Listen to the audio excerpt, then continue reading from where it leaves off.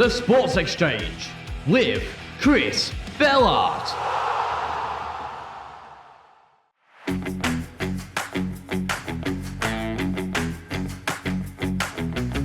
Hello and welcome to the Sports Exchange with me, Chris Bellard. We've got a packed show for you today, which we'll go into more detail on in just a sec. But first, since this is the debut episode, I thought I'd explain how things are done around here.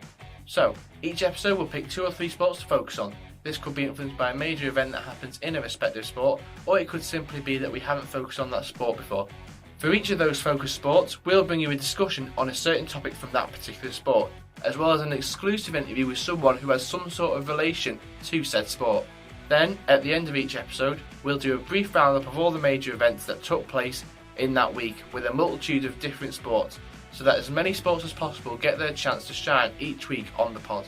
So, with the premise of the podcast out of the way, here's what's coming up on today's show. I'll be discussing the impact teenage sensation Luke Littler has had on darts since his amazing run to the final of the 2024 World Darts Championship and how he's handled the media attention since then, as well as talking to darts pundit and former PDC talk-on holder Matthew Edgar about his time on tour and how he's adjusted to his role as a pundit. Also on the pod, I'll be discussing the upcoming vote on scrapping VAR by Premier League clubs, as well as talking to Everton fanatic Danny Tickle on Everton's current situation off the pitch, as well as their performances on it. And finally, to end the show, I'll be rounding up all the major stories this week in the world of sport in our weekly roundup. That's what's coming up on this week's episode of the Sports Exchange. The Sports Exchange. So, let's start off our debut episode by talking about the teenage sensation who has completely changed the darting world. Since reaching the final in his PDC World Championship debut, Luke Littler has put darts back on the map and has gotten it reaching new and unimaginable audiences. His impact has been felt across multiple generations, but particularly by those born after the year 2000, as more and more people under the age of 24 are taking up darts more than ever before because of Luke's run to the final. So, to get a true grasp of how much Luke Littler has impacted people to watch and get involved with darts, I asked the young people of his hometown of Warrington what they think of him and whether he's influenced them to watch darts.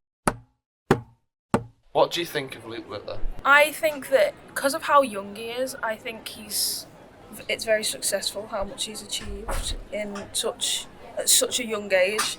I always admire when people can do so much or accomplish so much like before they're even an adult, really. And I also like that he's quite local because he's from like the Runcorn Warrington area, and that's where I'm from, and it's cool to see his impact on like sports in this like area. I think he's a good talent, to be fair. Him being only 16 and lighting up the darts world, I think he's done really good for himself. I think he's a very, very good darts player. I think he's got a lot of potential for being incredible when he's a lot older and stuff. Has he influenced you to watch darts more? Most definitely. I wasn't a big fan of darts before I knew about Luke Littler, and then he kind of introduced me to the sport. Yeah, he has. I mean, I didn't really know anything about darts before Luke Littler was, throwing the darts. But now I see on like social media and stuff that he throws darts, and I like to watch the darts because of him. To be fair, he has to, because he's a local lad and, he's the same age group as me, and it shows that, anyone can become a pro. Yeah, definitely. I think he's influenced a lot of people to buy darts boards and pick up darts and start trying it. And as you just heard there, it's very clear how much of an impact Luke has had on young people, particularly young people who would have never really have gotten into the sport if it wasn't for his run to the final back in January. It's a true testament to how good he is, because in order to get people who don't know about the sport, who aren't interested in the sport, interested in it, you've got to be good. And that's a true testament to his talent, the fact that he was able to get people who aren't interested in the sport interested in it, avidly watching it as they are now. I don't think we'll see something like this for a very long time in sport. Someone as young as Luke, just turned 17, literally, I think a couple of days before, 1 or 2 days before the World Championship final. Someone his age, someone so young, doing what he did, getting to what effectively is the pinnacle of the sport. The World Championship in darts is the pinnacle. And for someone like him to get to the pinnacle of the sport so quickly, it's just absolutely incredible. I mean, people even who watched darts avidly and knew how good Luke was at such a young age, winning youth events in the BDO and the WDF, being a multiple-time JDC World Championship, and completely dominating the circuit there, would not have expected him to perform so well. Maybe they probably would have thought, oh, we'll get to the third round and lose to James Wade or something like that. But he just completely stormed it and played exceptionally well throughout. You could say that he had an easy draw. His toughest test came in the 4th round against Barney. The easiest possible draws that he could have got out of that, he did get out of it. And it all sort of opened up for him.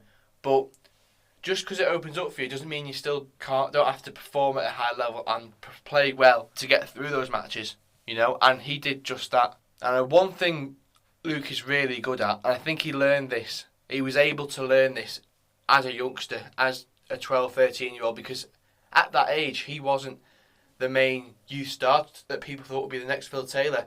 Leighton Bennett was that next big young star who people thought, oh, he's going to be the next big thing. That's he's going to be the next Phil Taylor. You know, he was going off playing Phil Taylor himself at the Tower of London, being touted by the media as the next big thing. And whilst that was going on, Luke was just allowed to sit back, sort of in Leighton's shadow, and sort of play his own game and develop as a player without the pressure of having to perform every single event.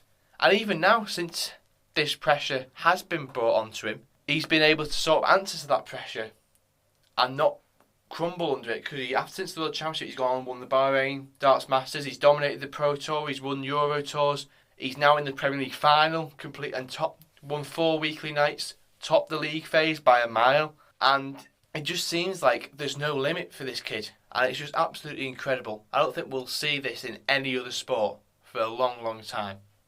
And if I'm totally honest, I can't see this run ending of Luke's winning everything and constantly.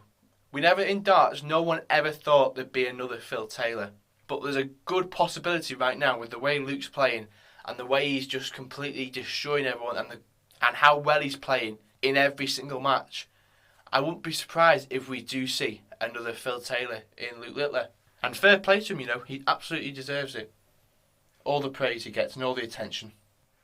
And speaking of the media attention, actually, I think he's dealt with that really, really well. Because when something big happens in sport, when something historic and monumental happens in sports, the media, as they are doing their job, will always latch onto it. And some outlets sort of take it a bit too far, further than others, and start reporting on everything, every event, every little movement, every little comment he says, every little movement he does, just to get a story, just to get sort of people viewing articles on their site about him, because it's literally his next big thing. People want to know about him all the time. And I think of the way he's dealt with that media attention just shows how mature he is. Because I know a lot of players would not have dealt with having every single result reported on like he has, every single loss scrutinised. And I think the way he's dealt with that is just incredible again. Someone his age shouldn't be able to deal with it as well as he is. And it just shows how mature he is and how confident he is in himself, that he's not going to let that affect him and affect his performances. Well, speaking of the media, former PDC tour card holder Matthew Edgar has recently transitioned into commentary and punditry roles after spending his longest period off tour since he joined it in 2011. And I spoke to him about his time on tour and his transition from a professional player to a pundit.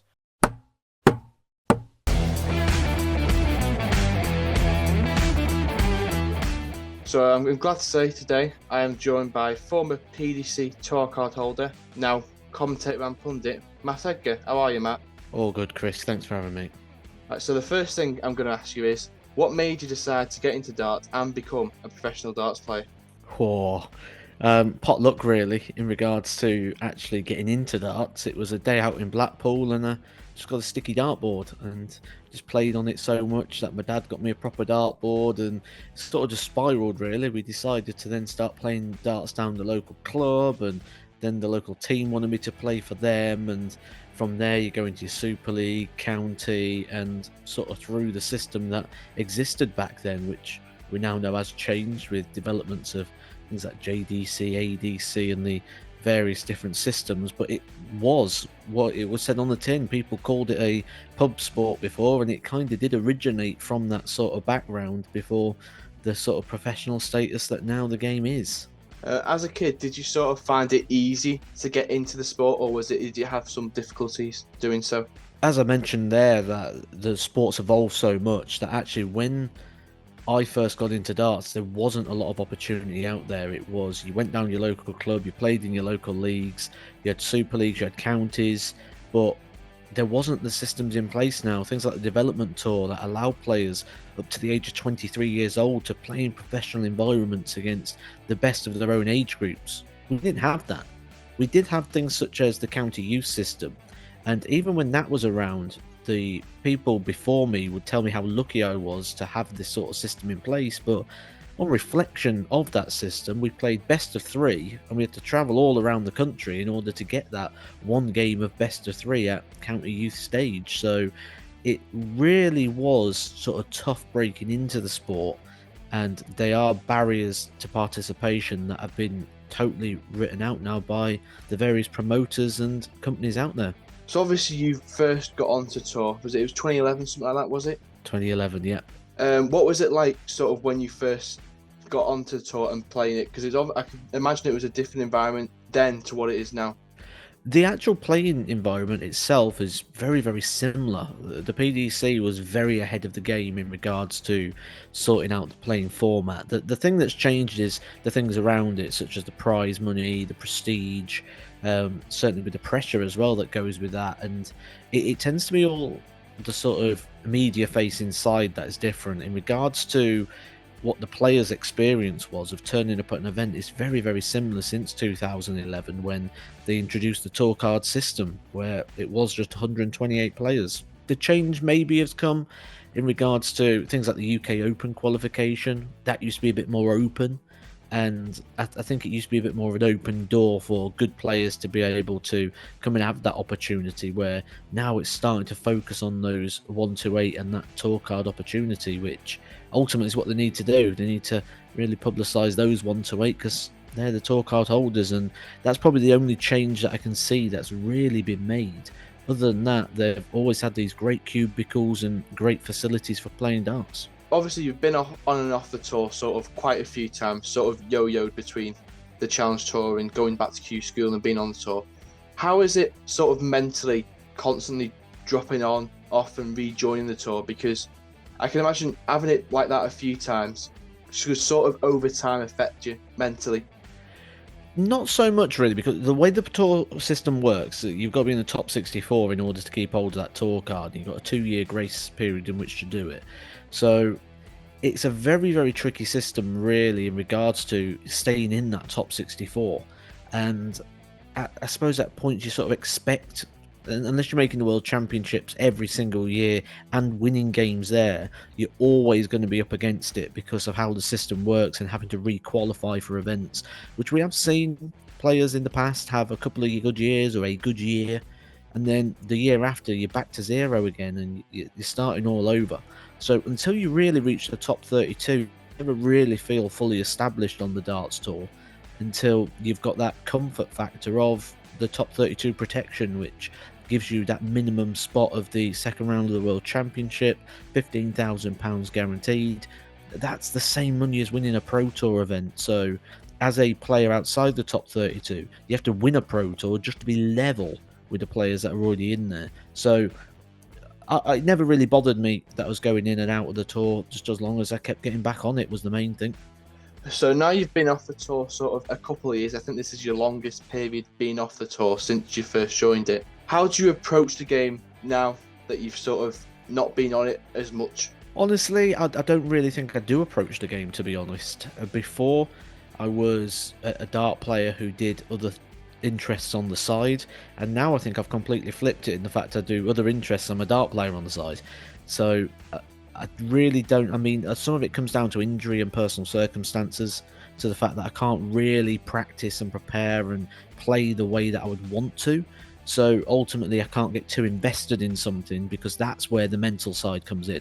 When you want to do something and you feel you want to do something, but the body won't let you do it, and the mind wants to, and that contrast between the two, that's where the disappointment and the sort of mental fatigue comes in. So absolutely, at the minute I'm really enjoying playing darts, and I've sort of gone backwards in a sense where for me it's no longer about a profession, it's no longer about trying to win prize money, it's no longer about trying to move forward. For me it's about finding the enjoyment in the sport, because ultimately when I was that 7-year-old boy in Blackpool, picking up my sticky dartboard all those years ago. I did it because it was fun, and I did it because it was a game, and I did it because I wanted to.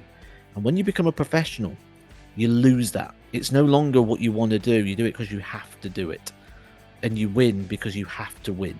The joy of winning doesn't last long because there's always another battle, and you always need to be qualifying for the next thing or winning the next event.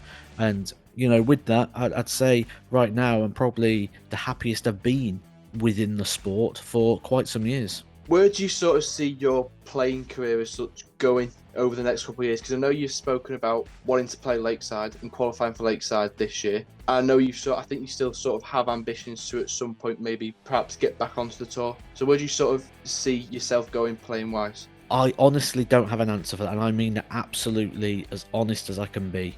Right now, I'm going to be playing in the World Masters, which is going to be in October.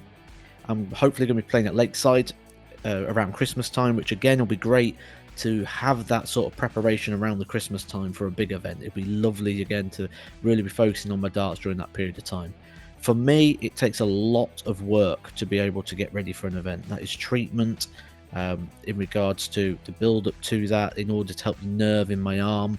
And it's not easy for me to play darts at the moment. And my plan is at the moment do Lakeside, and I'm going to be putting everything I can into that. I've literally sorted my diary out at the moment. August for me is pretty much a clear month, and I'm planning on putting my head down during August and getting some practice in and getting ready to go and play the World Masters and Lakeside with the respect that that tournament deserves, and also to give me the best opportunity of producing. At the end of that, that's when I'm going to go for the operation. So I'll go have the carpal tunnel treatment at that point, and we'll see where it goes from there. At the moment, it'll be a 6-month recovery time. So again, we're talking the summer of 2025, and that's if the operation comes around quick enough. So there's a lot of ifs and buts, but the main thing I can say is in the short term, I mean, I've literally just today had a conversation with the Super Series about playing here in preparation for those big events as well. So there's going to be a lot coming up at the back end of 24, and I think we'll know a lot more come around Christmas time this year. Well, speaking of the Super Series, since you've sort of dropped off tour, you've been doing a lot more commentary work, doing commentary and punditry at the Super Series. Obviously, you have your own YouTube channel, which you've been doing for a number of years now, Eka TV. What's it been like switching from a predominantly playing career to now doing a lot more media work and punditry? Because it's similar in terms of putting your knowledge of the game forward, but in terms of actually the aspect of it, it's quite different. I love it. I really do. And I've got some great partners I work with now. So I've worked with the seniors on the World Championship and the match play. I've worked with Sky Sports. I've worked with the PDC recently on Pro Tours, and I'm going to be doing Women's Series and ultimately the Super Series as well. And I absolutely love it. It's a challenge. It's a new challenge. I'm relishing it. I love challenges, and this is just something where I can share some of that insight. 11 years in and around the Pro Tour, you pick up a lot of knowledge and a lot of wisdom that I feel I'm able to share and sort of put it away in a way that people will understand as well. So I do really enjoy it, and like I say, I'm probably the happiest I've been within the sport for quite some time, and it's something I don't want to ever lose or lose sight of. And that might be a big factor now in regards to maybe never going to play on the PDC Pro Tour again. Certainly if I do well and I can start playing well, there's plenty of opportunities to play darts now, but I think in regards to playing the Pro Tour, I think the punditry side might just restrict me from being able to ever go back to that. Well, I know you were at the recent Players' Championship events doing a lot of commentary work on the stream matches. What was it sort of like actually going to a Pro Tour and doing the commentary instead of doing the playing? Well, 11 years I've played on the Pro Tour, and this was my 12th season of being involved in professional darts, and it was weird, it was different, but on the same aspect, it was very different in the reaction. Now, I've known all the players, I've known them for years, but when I walked in that venue that day, the amount of people that came over and said hello and nice to see you, and even people I never really spoke to on the tour, or you'd say we're acquaintances, we would say hello to in passing. So many people came over and we had a chat and we had a moment, and it was so nice to go back there and sort of see everybody again. It really was possibly overwhelming, would be the best word to say at times, in regards to the reception I got from the players. So that was lovely to have that. And yeah, hopefully I'll be doing plenty more Pro Tours going forward. I really did enjoy the day, the experience, sitting there watching the games, and the feedback's been really good so far. So long may that continue. Well, going on to more sort of general darts stuff now. Do you think the sport of darts is in the best place it's ever been before? Because you've got so many new, since Luke Littler got to the final, so many new people watching it, and surely that's got to be good for the development and the progression of the sport. Well, what Luke Littler's done is he's validated the system that's in place. So when I talk about all the changes in darts from the days when I used to play and I started in the pubs and the clubs, this system's been in place that Luke Littler's gone through, and he's sort of the first product of that, with the JDCs, the ADCs, and all the different systems that have been put into place. So what he's now done is he's validated that that system is productive, and that that system has a pathway to the very, very top and the elite of the sport. And that validation, I think, is what's going to grow the sport further. Not just the fact Luke Littler's 17 years old. That story will get boring very quick. There's only so long you can go, wow, he's surprising, because I'm no longer surprised by him. Nothing he does surprises me no more. And what he's doing, though, is he's highlighting pathways. And young players will sit at home now and watch that and go, I want to go the same pathways that Luke Littler did. The same reason everyone wants to be in a football academy, because they see the pathway to first teams and to professional sport. That now exists in darts, and it's been validated to the highest degree. Well, you've sort of touched on that a little bit there, but how much do you feel this Luke Littler effect has impacted the sort of the development of darts from a grassroots and specifically a youth level? Because I know from going to Merseyside Youth Academy in Aintree, we've gone from having 2 or 3 people a week to now having 40 or 50 kids a week there since Luke Littler's done what he's done. Exactly. It's not that one individual case. That's a case of all over the country and all over the academies. It's a very, very common theme. So it's just that you have pathways, but until now that pathway's been unproven. It's been a theory, and it's no longer a theory. It's now proven, it's tested, it's tried. We've got people do, and it's not just Luke Littler. We're seeing other people, Jensen Walker, Thomas Banks, just to name a couple of people that are using this system and using it productively. Leighton Bennett, now on the Pro Tour as well, picking up wins on a regular basis. It's not just Luke Littler, but Luke Littler has shown that pathway to elite sport and Premier League finals and World Championship final and titles galore and favourite to win most majors this year. And that is what's exciting about it at the moment, because it's almost changing the face of the sport that was traditionally seen as a bit of a more old man sort of sport. It's getting younger and younger, and the sport is developing in terms of fitness and care and attention to detail. So it'll be interesting to see what happens over the next sort of couple of years. Oh yeah, definitely. And with the amount of young people and predominantly teenagers that now are on the tour, it should hopefully catch the eye and entice younger people to sort of get involved with the sport. It already has. It's already has, and it's very strongly evidenced. So, absolutely.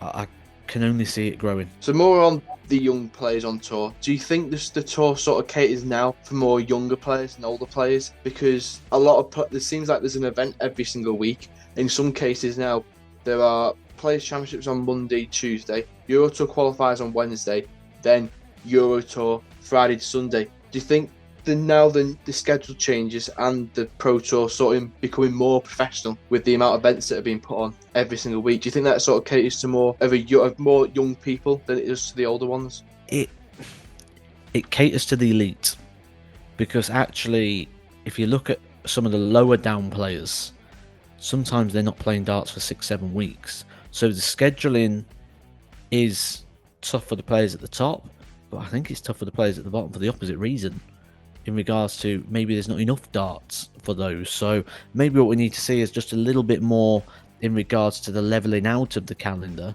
because you know what it is, every event that comes on, it's always right, the top 8 plus this or the top 8 plus that. And maybe what we now need to start doing is seeing more development of darts for the rest of the tour, because we've got a 128 player tour, and say we've probably got 64 professional players, which is about half the tour. So at the moment, the tour is only half fit for purpose, shall we say. Do you think there's now sort of a changing of the guard as such on tour, because there's a lot of new and particularly younger players such as Josh Rock, Keane Barry climbing up towards the top 16, and a lot of the older stalwarts like Sam Whitlock, Mensa Sulovic, Ian White are sort of slowly dropping off and going out the top 64 and losing their tour cards? We get this every couple of years, so I'd say every sort of 3 years we get like a changing over of big positions and places. Some people losing cards, some dropping out the top 32. We get this all the time. The reason being that 2-year defending system being in place, and if you miss a world championship 1 year, or you just go on a little bit of a bad run for a couple of months, you're gone very quickly, which is again why I mentioned earlier on that I was never too bothered about losing the card. It was all right, okay, I get a fresh start now, and we've seen what that's done for people in the past, like Raymond van Barneveld, who, when he wasn't defending anymore, started to then produce the darts that led him to the 5 World Championships. So, yeah, absolutely, I think there's a change happening right now, and I think that it'll happen again in 3 years and 3 years after that. With the experience you have in darts, what advice would you give to people wanting to have a career in it? Don't rush it. We talk about Bo Greaves at the moment, getting it absolutely spot on, where I think a lot of people aim for the stars and want to shoot for the moon, and it go very, very quickly. And, you know, I say all the time now when asked and in reflection that one of the things the PDC taught me to do was be a loser. Because when I look at that and I look at what my career was like on the Pro Tour, you win your board, you're happy, but you've only made the last 16. And what other tournament in the world would you ever be happy going, right, I made the last 16 today, I'm buzzing with that. But it teaches you to do that because of the system that's in place in terms of prize money from an early stage and the cost of it, that actually your goals go smaller. The first goal is, right, I need to make sure I'm not losing money. And it automatically puts you on a defensive mindset. And you need to go there positive and aggressive. And from the very, very start, the first thing you want to do, right, I need to cover my costs. And then once you've done that, right, I need to make a living. And ultimately you're happy to have achieved those goals because you've succeeded. Even though you've succeeded, you could have done so much more. And yeah, absolutely, do not rush yourself to the Pro Tour would be my strongest advice. And just one more question before I let you go. Obviously, you're a big Aston Villa fan. What do you think of how they performed this season? Because you surely must be happy with Emery getting you into the Champions League again. Yes, I mean, what a fantastic season. Beyond expectation. It would be the easiest, and I don't think there's a Villa fan out there who would ever sit here and say we expected this to happen this year and get to the Champions League.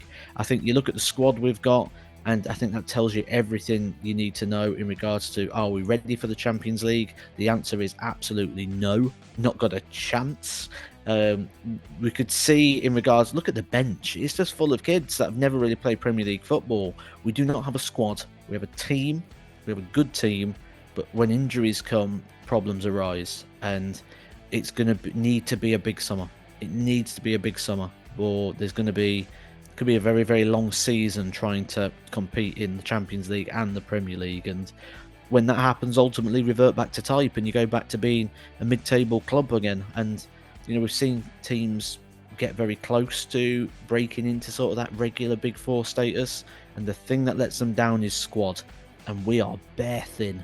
So I wouldn't be surprised if this year's a bit of a one-off. And what we've got to not do is look at this year and say, this year is the start of something. This year is a one-off. It's a great season, but let's not get too carried away, and let's expect to go back to sort of being mid-table and take all the benefits that come with this, such as the extra finances and everything that's going to come the way. Yeah, 100%. Well, thank you very much for your time, Matt. Yeah, no problems. And thanks once again to Matt for joining me on this week's episode. Still to come, I'll be discussing the recent developments from the upcoming vote to scrap VAR from the Premier League, as well as talking to Everton fanatic Danny Tickle on Everton's current takeover situation and how they performed this season. And I'll be rounding up all of the major stories that have occurred this week in the world of sport. The Sports Exchange. On the 15th of May, it was announced that Premier League clubs will vote on scrapping VAR at their annual meeting in Harrogate on the 6th of June, after Wolves submitted a resolution to the Premier League. Since being introduced in 2019, VAR hasn't been able to escape controversy, with it feeling like there's a complaint from clubs followed by an apology from PGMOL after every game week. Well, I think it's safe to say that, at least in this country, VAR has been a complete failure. The whole point of bringing in something like VAR is to cut out the poor decisions and the mistakes that on-field referees are making in play. And I think, for the most part, VAR in this country has actually highlighted how bad the referees are that the Premier League hire and that are trained by the FA. Because the amount of clear-cut decisions that aren't being overturned by VAR and that are being completely missed constantly is that completely unacceptable, and it's been disgraceful, the amount that have been missed. If you look at other countries, look at like Spain and La Liga, and look in the Bundesliga in Germany, the referees there don't miss these decisions. When a decision is made on field that's wrong, VAR comes in straight away and corrects it, no matter what the decision is. The referees in this country seem so indecisive, and it's not even about decisions where you think, 50-50 ones. It's about ones that are clear-cut, 100% should be overturned, and on a lot of occasions they're not. And I can actually see this vote being passed through, because I know a lot of the so-called smaller clubs feel very aggrieved that similar decisions are given in favour of the bigger clubs like Chelsea and Liverpool in their matches, but when it comes to them same incidents happening in their matches, they're not given in their favour. And I know there's no real concrete evidence that these referees and these officials have bias, but it's heavily insinuated quite a lot that they do. And it comes across as that, even if it's not intended to come across as that at all, or if there is no bias and it shouldn't be coming across as that. It is.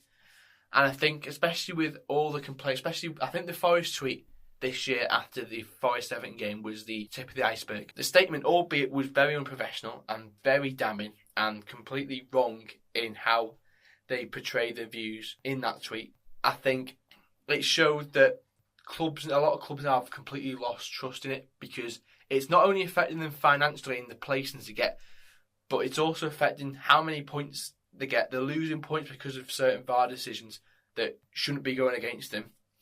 And it's in some cases, it costs them some clubs European football, and others they're placed in the Premier League, which for a club like a Sheffield United or a Luton, they haven't got the money that your likes of Chelsea and Liverpool have. So them dropping down back into the Championship can be detrimental to them. It could cause them, if they end up not being able to get out of the league, which is a tough league to get out of the Championship, it could potentially cause them to go into administration. I know that's an extreme case, but it can do. And I think until they've sorted out VAR, until they've found a way to implement it successfully and fairly, then I don't think it should come back until then. If you look at other sports, look at like rugby league. I think rugby league implements a video-assisted referee the best, because the referee on field and say if it's a try or a no try, and then they go upstairs to the video ref. If it's a clear and obvious error and it's a no try, they overturn it.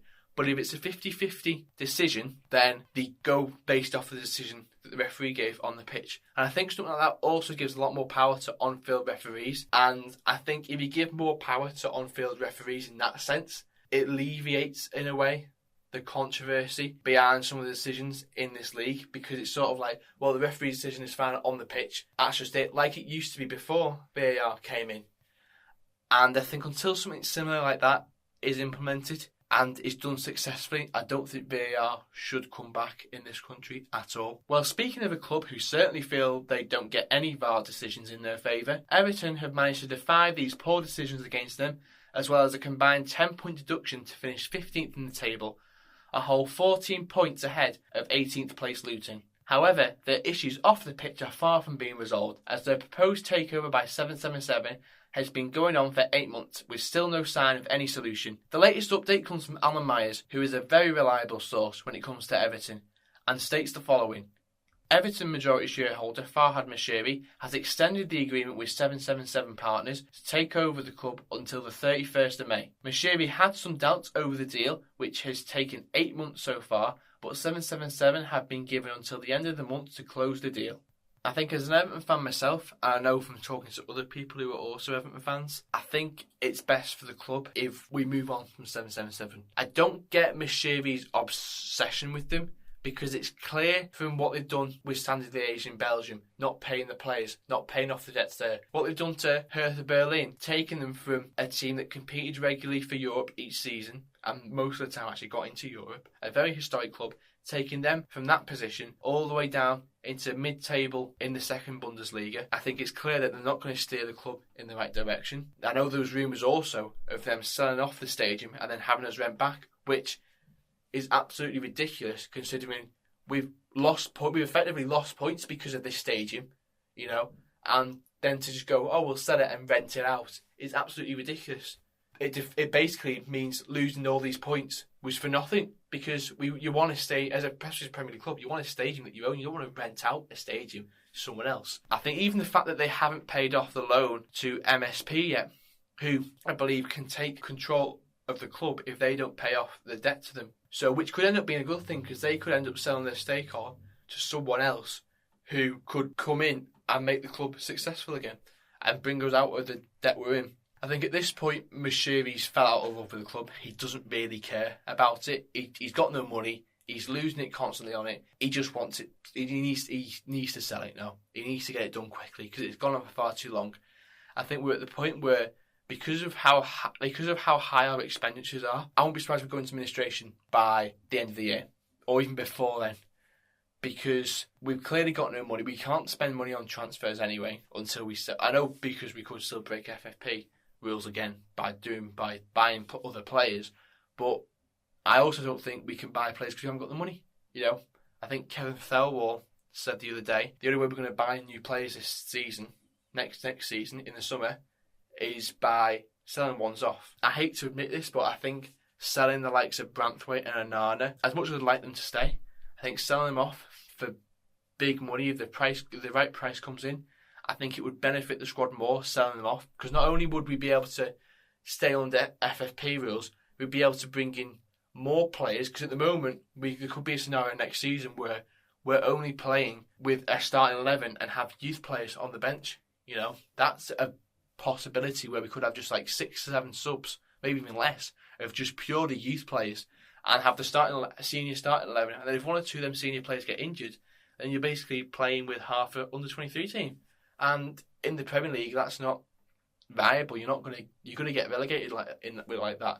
So I think if we do sell the likes of Branthwaite or Onana for big money, we should be bringing in more players and a substantial amount of good quality players, obviously, but strength in numbers so that we have backups there in case the players get injured. And on the performance the team have had this season, actually, I think the team have been absolutely brilliant this season, considering what's gone on behind the scenes and everything. I think they had that run of one winning 14, one winning 15 in the middle, where I thought, we're going to go down here because we don't look like we're scoring. He doesn't look like he's got the team gelling. But after the 6-0 loss to Chelsea, it seems to give us a kick up the backside to then go on to then beat Burnley and Liverpool and Brentford and go on this amazing run, which ultimately kept us up, you know. And I think the 10-point deduction does sort of cover up how good a season we've had, because if it weren't for the 10-point deduction, we'd be on 50 points, you know.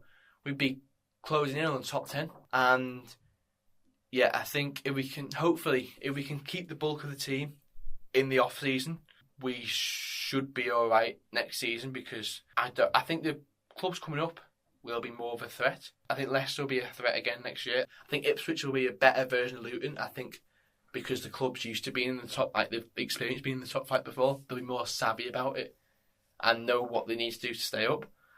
And then whether it's Leeds or Southampton, I think if it's Southampton, I don't think they'll compete well, because from what I've seen, they don't look very good in terms. They don't look very clinical and don't take the chances. So I think they could be near the relegation zone, like a Sheffield United next season. And I know if it's Leeds, they will obviously be challenging because they've still got a really good squad. But yeah, I don't think we'll get away with as much as we did this season, because I think the 3 promoted will be better. But I think if we put a performance in like we did this year, getting results out of games and keep making sure we're still better than your Forest, your Brentford, your Palace, your Fulham even. Make sure you're still better than them teams. I think we should be alright in terms of staying up. But yeah, back on to the ownership of Moshiri. I think even if it's someone like, I know there's been rumours he could be offloading the club to someone in the Middle East, and I know oil money isn't the best as such. But if it means that our club is stable again and we can go ahead and look back towards winning trophies and challenging for Europe, I think I wouldn't mind us getting an owner like that, because I think the fans especially deserve it, because we've gone from in the 80s winning tons of trophies to now not winning a trophy since 1995. And considering how historic our club is and our longevity, especially in the Premier League, or in the top division, so to say, the fans deserve better than what they've been producing in recent years. Hopefully it's all resolved by the start of next season, but I'm not too sure. Well, to discuss Everton's situation in more detail, I spoke to Everton fanatic Danny Tickle before the last day of the season.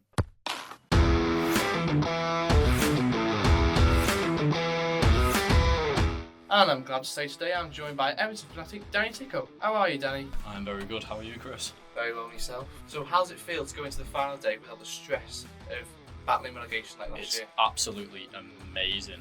For the past 3 years of the club, being so close to relegation every time, this season we've been phenomenal. With everything that's been going on, it has been so good. Just especially with the Liverpool win, that's just topped off the season completely without stress or anything. It's wonderful. Yeah, that Liverpool win, that was special. It was special. Meant a lot to a lot of people. Oh yeah, definitely. Costing the league at Goodison Park. Yeah, it did. So how do you feel the team performed this season? Because as you said, they've had a lot going on in the background. Yep. It's been tough mentally for them, especially with them not being able to bring anyone in as Yeah. such. Oh, it's a tough one, because at the start I feel like the Fulham game, it broke my heart, because throughout that entire game we were dominant. The very first game of the season, I was watching it, I was like, oh, we're back, we're off to a great start, and then just the start of the season went downhill. Then obviously we had the points deduction, everything going on like that, but we've brought it back. Dyche Ball, absolutely wonderful. It's worked so well, and I hope we keep it. Yeah. Do you think? I know a lot of people have actually said that they'd rather have. Do you think Dyche is too boring? Do you sort of agree with that, or do you think that he's doing as good a job as any manager could do in this position?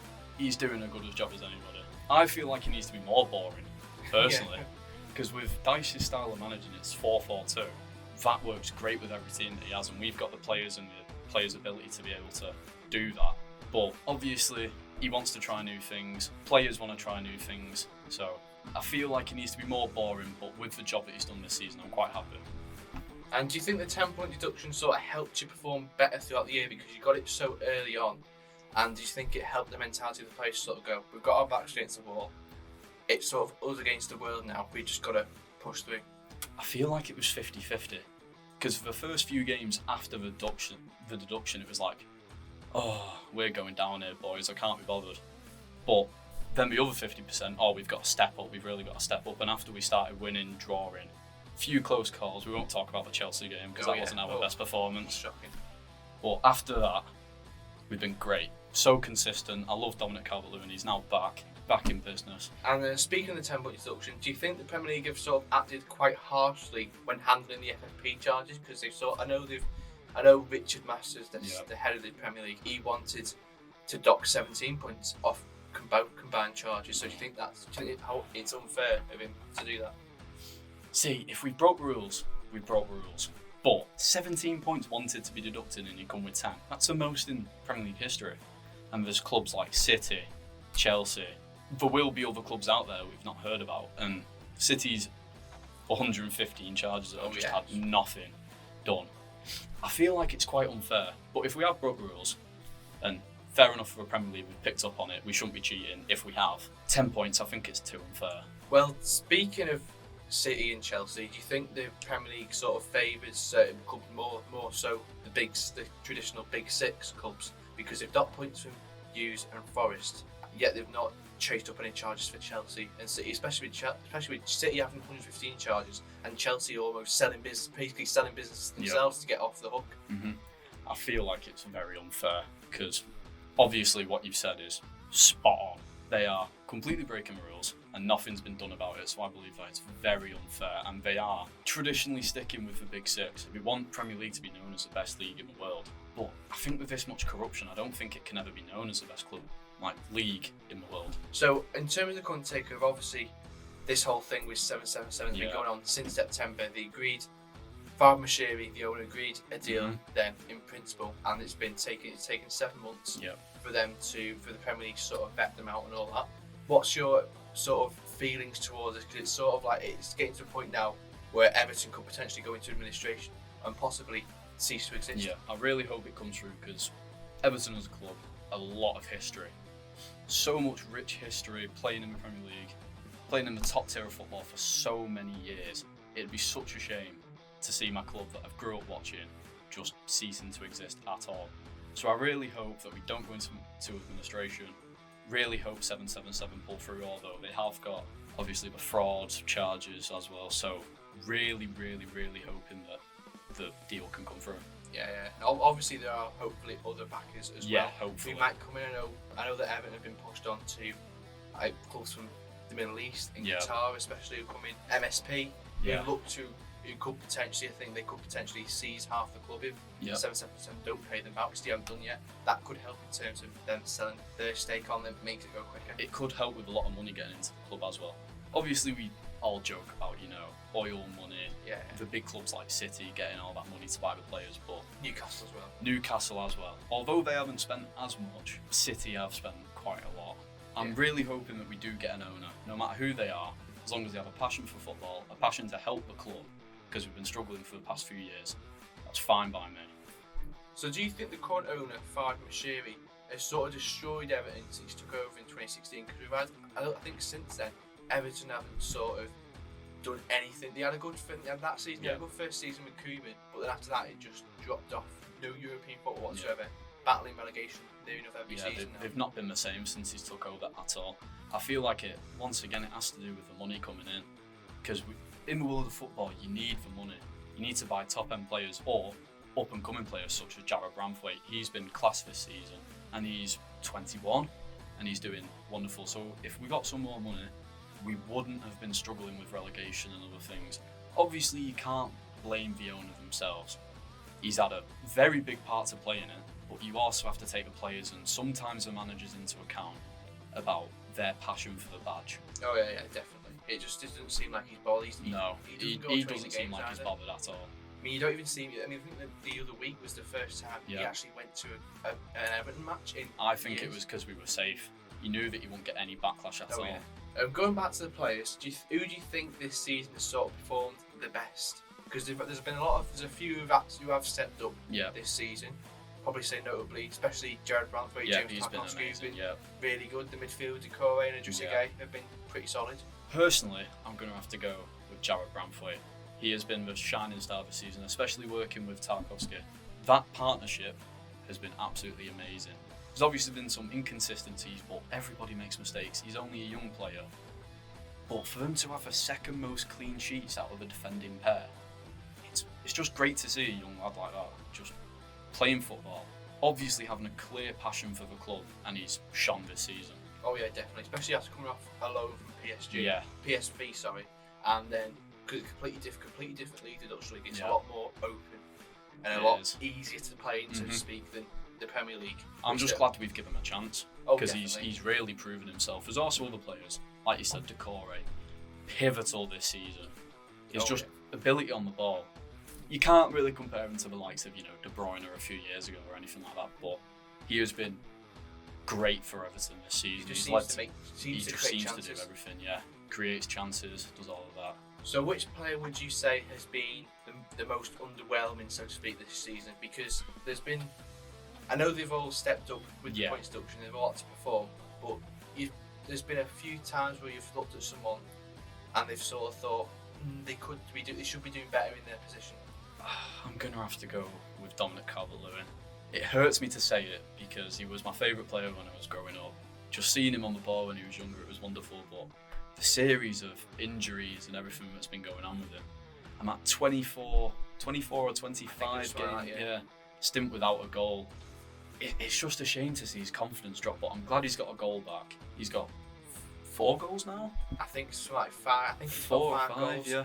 He's got them back in quite a few games, so I'm glad to see he's hopefully getting his form back, but he has been quite underwhelming this season. Yeah, there's not been much hope with the strike, especially Beto, who hasn't really done too much. No. He just seems, it's sort of like a master in disguise. Yeah. Where he's like a con man, where he looks like he's doing a lot. He looks like he's there pressing, Yeah. putting in the hard work up front. But when it comes to actually scoring and finishing He's goals, got nothing. he's done nothing. Personally, I think Beto's not a striker. I think he's more of like a cam roll. Yeah. Because you see his dribbling and you're like, you can be doing that as a striker, but you're not the likes of Kylian Mbappe and all of that. Should not be doing any of that. We need a striker that can just finish, and he's tall, he's quite quick, he's got every attribute that we need, but he just can't finish. But whenever he's passed the ball, it's been really good, so I think Dyche might have to look at moving him into like a centre mid cam role. Well, especially if we go and sell other players such Yeah. as Amadou Niang, who I think is another one who sort of, after he missed He's that, stood up, yeah. after he's, I think even he had a good, for me, he had a good first part of the season. After he missed that Yeah. penalty against Fulham, which was absolutely, which was That was embarrassing. embarrassing. Oh, you just see the best bit about that, you hear the dread in the crowd. Oh, Literally, it was it's not even like, horrible. it's not even like an oh no, it's like oh my god, How has he how's missed done that? How's he done that? Yeah. This sort of leads into my next question actually. Would you sort of be open to still the likes of Branthwaite and Onana in exchange for bringing in more players and strengthening areas? Because I know you got your likes of Andre Gomez, who's Yeah. out of contract, who's had a decent season back considering how he's performed Yeah. in other seasons. I think there's a few of them, but I think Ben Godfrey's also out of contract, maybe. So would you be willing to sell those players in terms of bringing more strength in numbers? Because you'll get to a point where you're going to have 7 players, about 7 or 6 youngsters on Yeah. the bench, and you're basically just going to have your starting 11. If what a couple injuries, you're going to start plummeting down the table. Yeah. See, I would be open to sell them, but obviously in my heart I don't want to get rid of them because they are the glue of the team. Obviously Onana in the first half of the season, outstanding. And after the penalty, it seems like he dropped his confidence a bit. And obviously there's rumours going around about Branthwaite and Onana going to United. I wouldn't want them to go, but like you say, we can bring in more players. James Rodriguez, there's been something on Instagram floating about where he said last dance. I would absolutely love him to come back personally. I don't know how you feel about Oh that. yeah, I think it would be decent to see it. Wages would be a massive problem, obviously, Yeah. but it would be decent for him to come back as such. Yeah, it would be. And there's also, Varana's left United as a free agent. So if he wants to have another strong season in the Premier League, because obviously United didn't play him that much, Yeah. we can try and get him, but I don't think He he'd seems cut. like he's going to go back to France. Yeah, maybe, and that's have like a, that's the main thing that I think is going to happen. But I wouldn't want to sell Branthwaite just out of my heart. I want him to have 2 more seasons to develop at Everton, so we could either get more money off him or he becomes like Coleman, a one-man club. oh yeah. I love Coleman. as He's well. another one I hope they sign Yeah. on as well, because I want him to go into a coaching role after he stopped because he's just got that experience. similar And he's to a how blue Baines through did and when he through. was Yeah. United. Oh, Yeah, yeah, he's- he's what a player. Oh, I know. It's too good to reminisce back then when we actually had. We actually had a chance. Even then when we weren't performing that well, Yeah, you know. we still looked like we enjoyed playing Yeah. football. So it was still at least like, I'd take Yeah. anything for 8th now or something like yeah. that. But one last question: do you think Everton will get as much leeway as they have done this year in terms of having a poor run? Because it was 1 in 14, 1 in 15, near towards the second half, middle of the second half of the season. Yeah. Do you think with the teams coming up, with it being Leicester, Ipswich, and then either Leeds, Southampton, or West Brom, do you think with them teams coming up, do you think we'll get as much leeway next year? Well, obviously Leicester's always been a threat to us, especially last season with Leeds and Leicester claiming that we've been cheating, so they want us to go down and then to come Even back though up. Leeds don't have much of a claim because they finished no. 19th. Exactly, they had no chance, even with Sam Allardyce coming in. Oh, He was supposed to be the man that saved them, but yeah. obviously I mean, didn't. they might still not go up now, they might still lose to Southampton or West Brom. Exactly. But Ipswich, I'm not too worried about. They've been great in the Championship this season. They but seem like a Luton. yeah, more. it's a different level. We've seen it with Luton struggle, obviously not against us, but with other clubs they've struggled quite a lot, and with the likes of City, Chelsea, all of that, especially with them coming into fruition, I don't think they'll do very well. So I feel like Leicester's the only threat, and I have a feeling that Forest might go down next season. Yeah. So I feel like it'll be either Leeds or West Brom, Ipswich, and Forest that go down. So I feel like we're quite safe. I hope that we don't finish 16th again or 15th. I hope we can go somewhere near the top 10 if we can rebuild some of our club. But Yeah, it's a lot of it's dependent on this takeover, Yeah. what happens in the off season, so to speak. But thanks very much for your time. thank you. And thanks once again to Danny for joining me on today's show.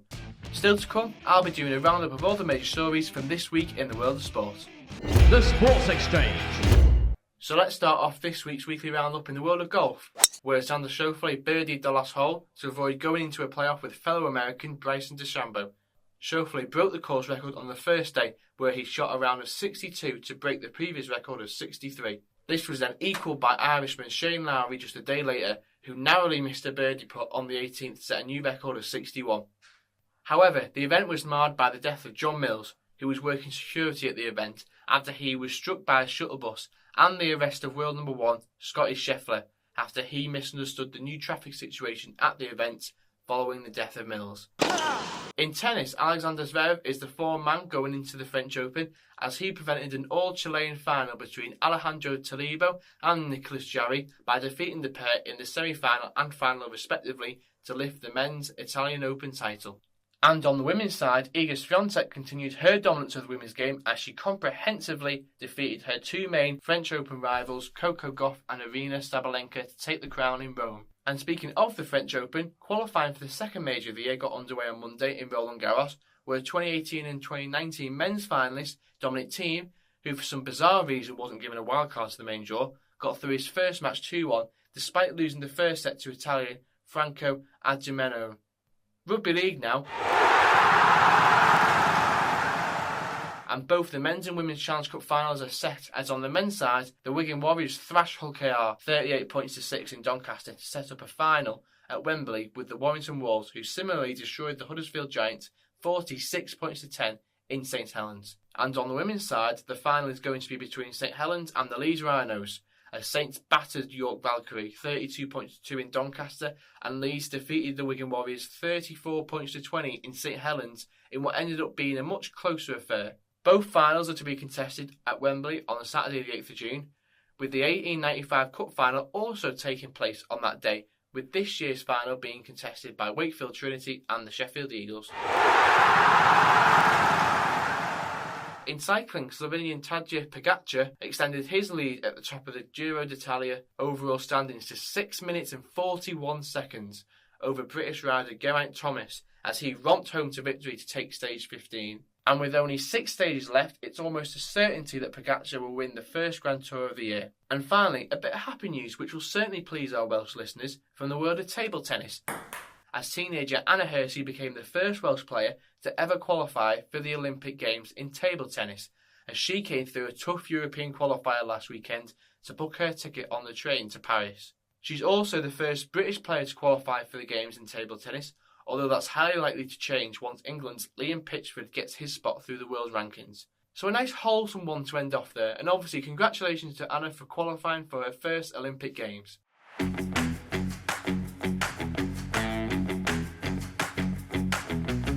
And if there's a sport or topic that we didn't discuss on today's show that you think we should have, then please let us know either through our email, which is thesportsexchange@gmail.com, or through our various social media platforms, which are @thesportsexchange24 on X, @thesportsexchange_24 on Instagram, and just simply The Sports Exchange on Facebook.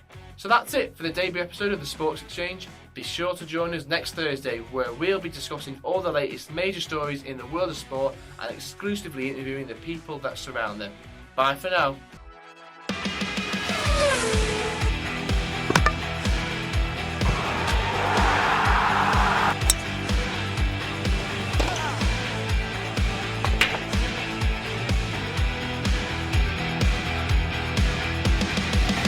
The Sports Exchange with Chris Bellard.